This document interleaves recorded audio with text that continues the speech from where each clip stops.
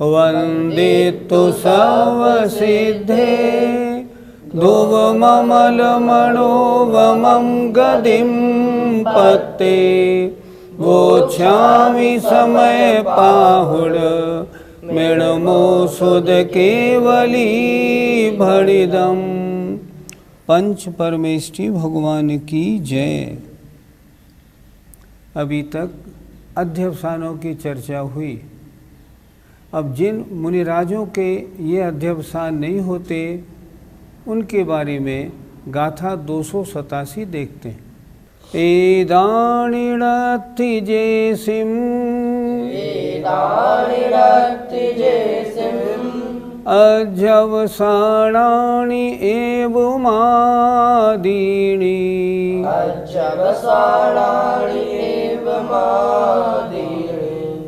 ते असुहेण सुहेणय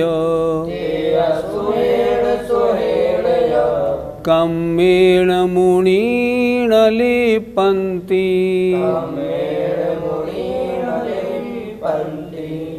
बोलिए।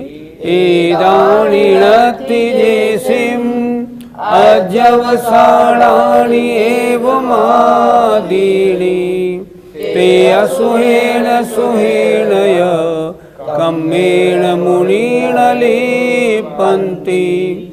एदानिरत्तिजेसिम अध्यवसानानि एवमादीनि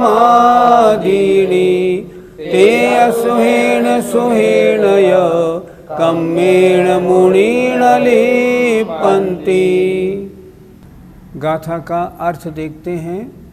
एदानि ये सब णत्थ नहीं हैं जेसिम जिनके। ये सब क्या? तरह तरह के अध्यवसान, अर्थात मन से दुखी करता, वचन से दुखी करता, सुखी करता, कभी धर्म द्रव्य अधर्म द्रव्य का चिंतन आदि रूप जो पहली ज्ञानशालाओं में हमने पढ़ाया था, ऐसे वे सब अध्यवसान। फिर देखें, ये सब एदानी णत्थ नहीं हैं जेसिम जिनके। क्या? अध्यवसानानि अध्यवसान। एवं आदीनि इनको आदि लेकर, अर्थात तथा इसी प्रकार के अन्य भाव। क्या अर्थ लगा? जिनके ये सब माने जो पहली गाथाओं में कहे गए वो अध्यवसान, तथा इसी प्रकार के अन्य भाव जिनके नहीं हैं।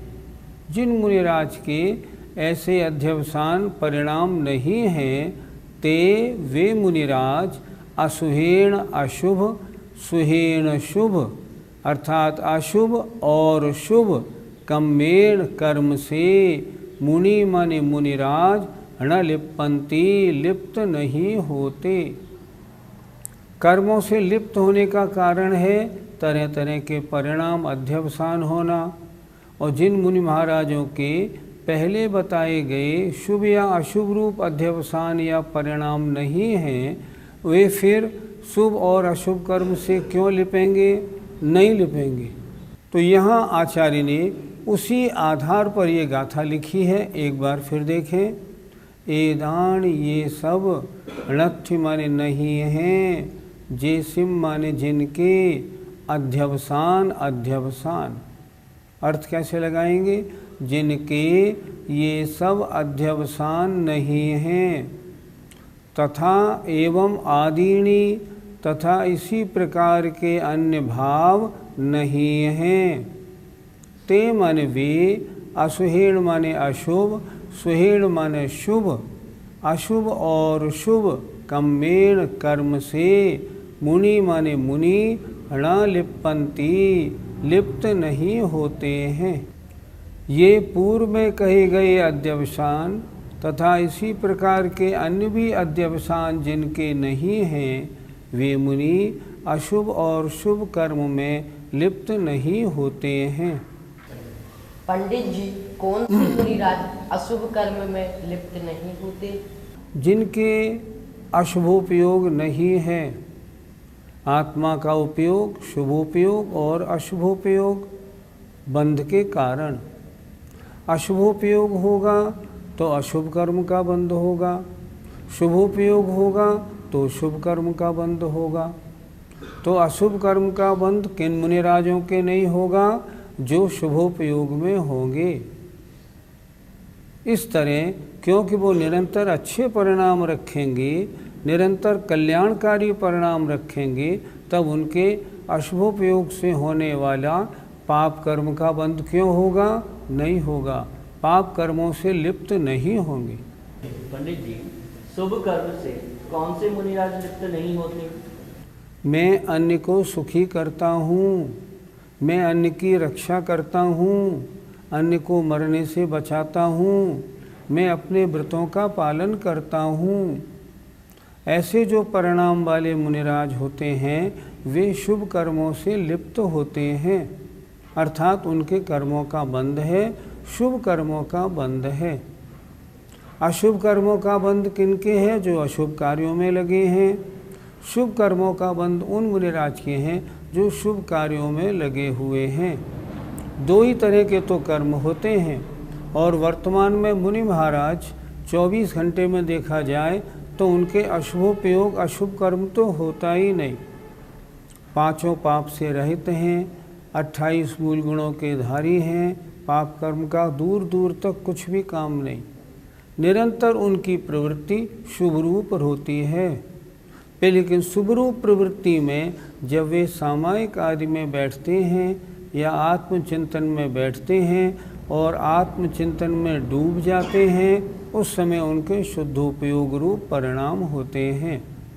तो जब अशुभ परिणाम तो अशुभ रूप, और जब शुभ परिणाम तो शुभ रूप, शुभ कर्म का बंध। पंडित जी, कर्मबंध से रहित मुनिराज कैसे होते हैं? हम इस प्रश्न को ऐसे भी पूछ सकते हैं कि मुनि महाराज निरंतर शुभ कार्यों में लगे रहते हैं, तो वे शुभ कर्मों के बंध से रहित कब होते हैं? जब सामायिक आदि के काल में या ध्यान आदि के काल में वे मुनि महाराज शुभ और अशुभ दोनों परिणामों से रहित हो जाते हैं। न कषाय की तीव्रता न कषाय की मंदता, दोनों से रहित हो जाते हैं। और जब आत्मा की ओर उनकी दृष्टि केंद्रित हो जाती है, उस समय वे न शुभ बंद करते हैं न अशुभ बंद करते हैं। आज की गाथा में यही तो लिखा है कि जब अध्यवसान नहीं रहते तब मुनि महाराज कर्मों से लिप्त नहीं होते। पंडित जी, क्या वर्तमान में श्रावक और मुनि महाराजों के शुद्धोपयोग संभव है? शुद्धोपयोग ध्यान की एकाग्रता का काम है। वर्तमान में हम पंचम काल में जितने भी गृहस्थी हैं या श्रावक हैं, उनके मन की एकाग्रता नहीं बनती।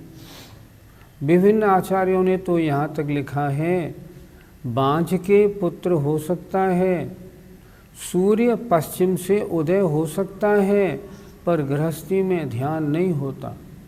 क्यों नहीं होता? गृहस्थी जब भी ध्यान करने बैठता है उसके दिमाग में सैकड़ों संकल्प विकल्प कूदने लगते हैं। मैं सभी श्रोताओं से पूछता हूँ, आप सभी श्रोतागण नमोकार मंत्र की जाप देते हैं? अच्छा, सही सही बताना, 108 बार की जाप में आपका मन कितनी बार नमोकार मंत्र में लगता है और कितनी बार कूद कूद के बाहर जाता है? सही सही बताना। क्यों? ये अब आपके अपने आत्महित की बात है। उत्तर मिलेगा यदा कदा, यदा कदा लगता है, नहीं तो बाहर ही घूमता है। हम श्रावकों के या गृहस्थियों के इतने काम, इतने विकल्प रहते हैं, पूछो नहीं, कि जरा समय मिला तो उसी में उलझ जाते हैं। तो हमें कैसे शुद्धोपयोग हो? कभी संभव नहीं।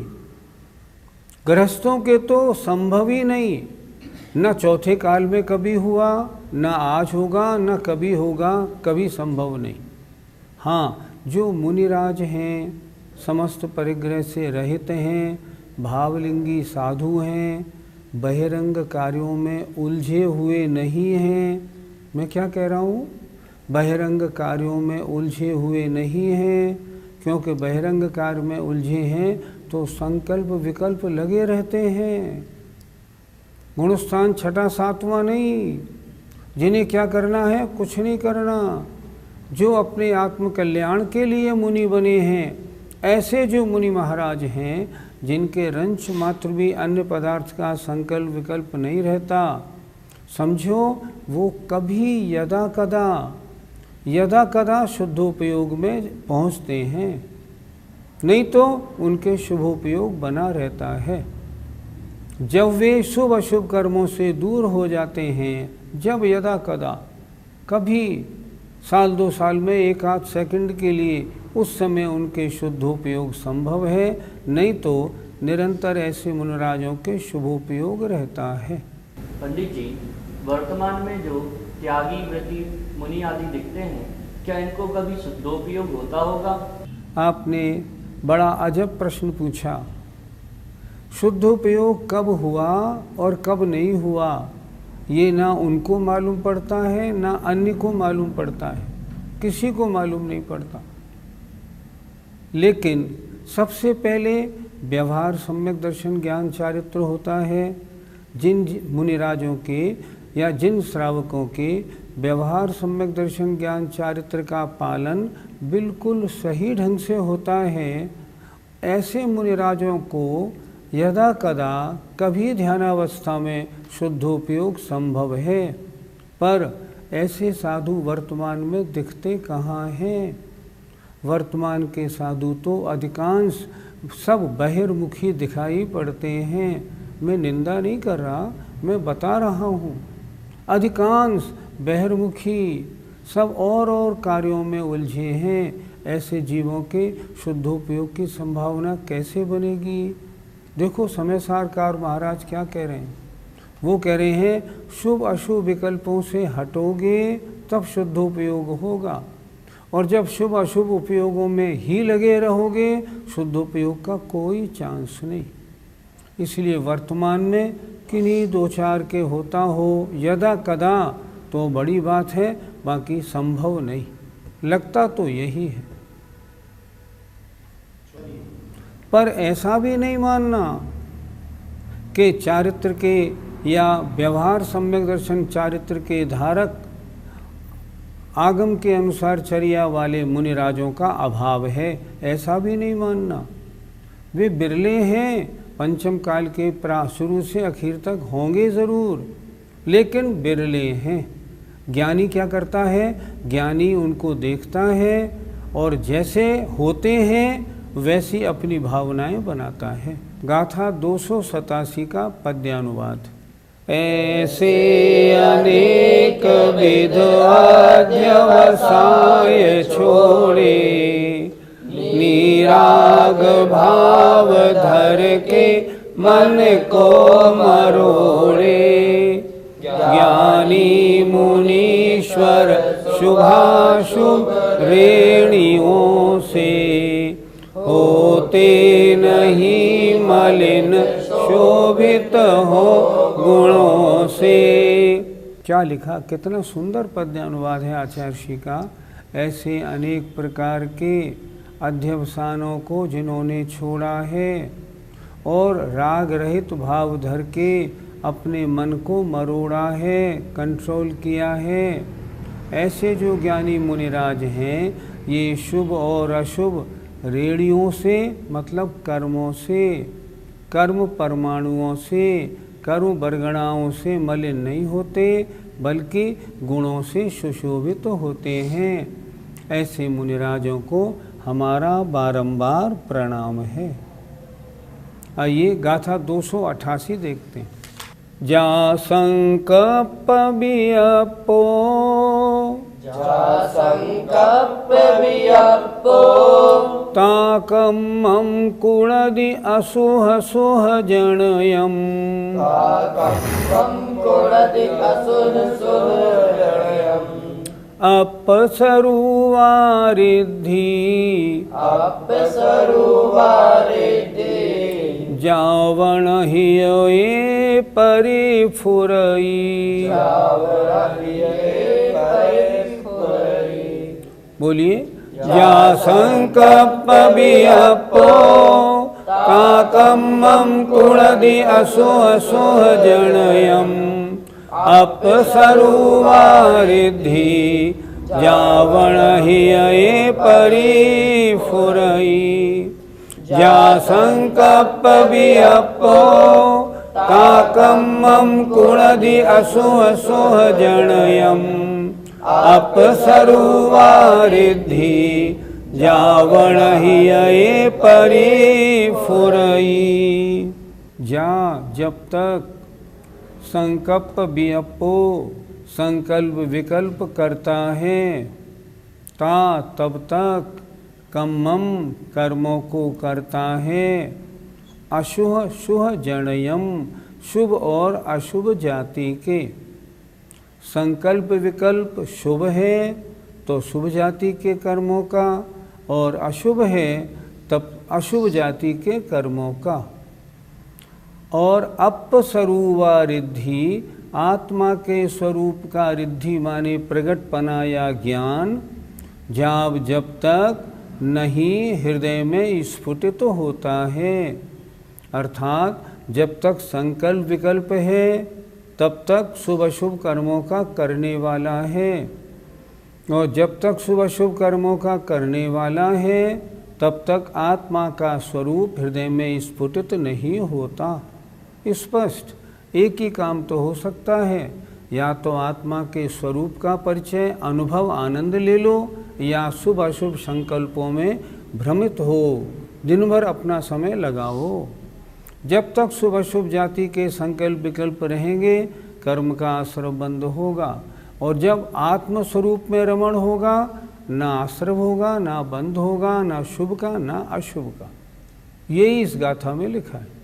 अर्थ देखें, जब तक यह छद्मस्त जीव बाह्य वस्तुओं के संबंध में संकल्प विकल्प करता है तब तक उसके हृदय में आत्मा के स्वरूप के विषय का ज्ञान नहीं हो पाता।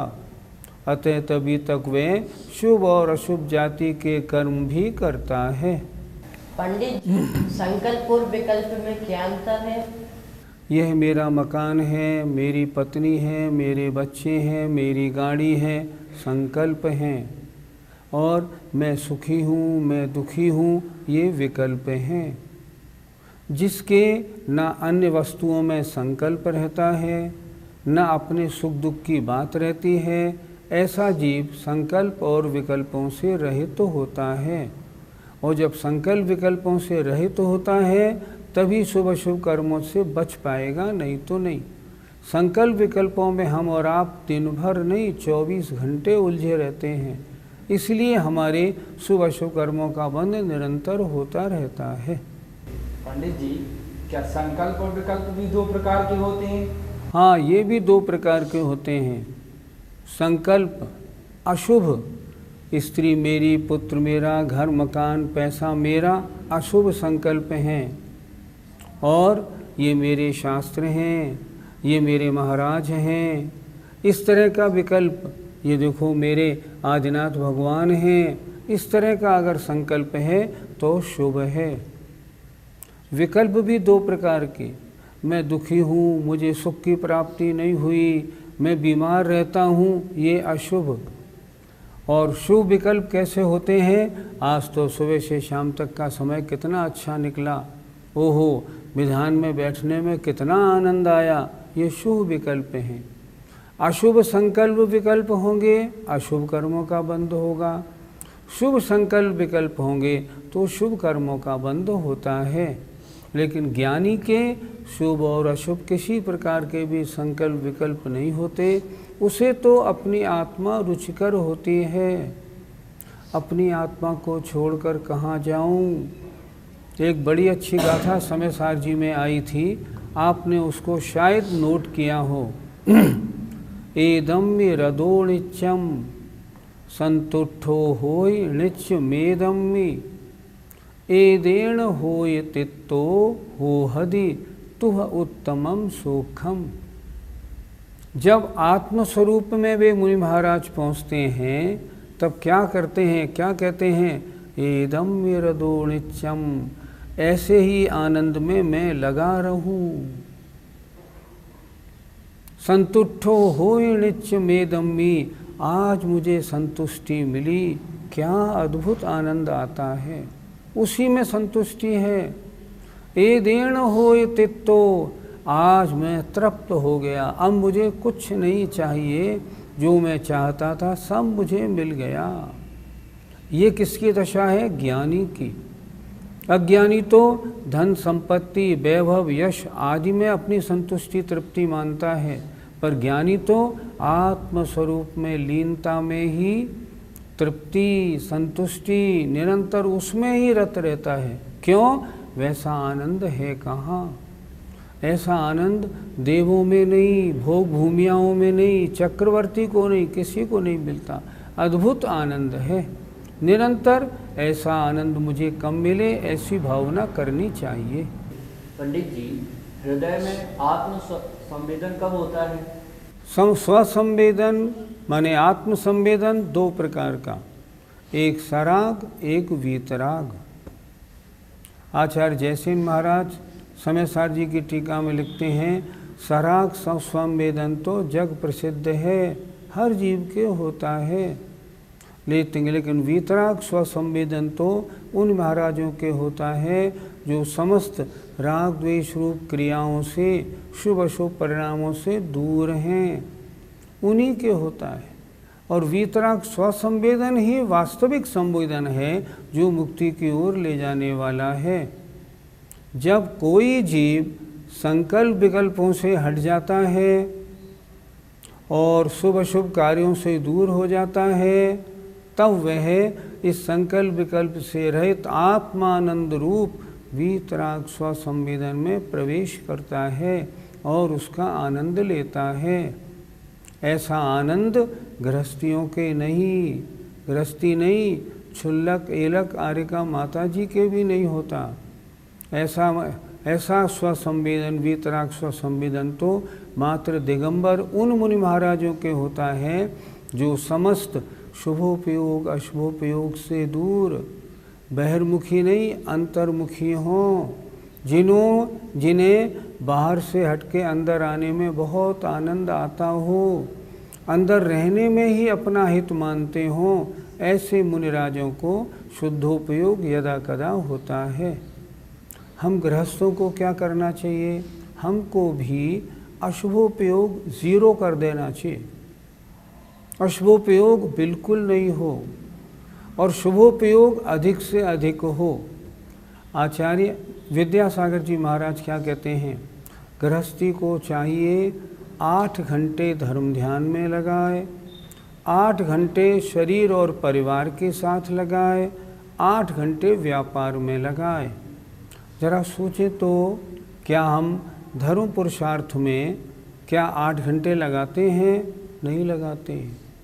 घंटा आधा घंटा लगाते हैं, वो भी ढंग से नहीं लगता। उस समय भी गृहस्थी और व्यापार याद आता रहता है। मैं तो ऐसे लोगों को जानता हूँ जो जाप देने बैठते हैं तो सामने मोबाइल रख के बैठते हैं। नहीं, ऐसा नहीं करें।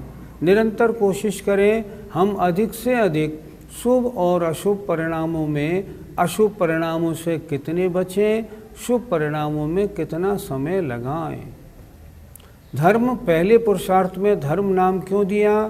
पहले तो धर्म करो, जब काम पुरुषार्थ में लगो तो धर्म सहित करो, और जब अर्थ पुरुषार्थ में लगो तो भी धर्म सहित करो।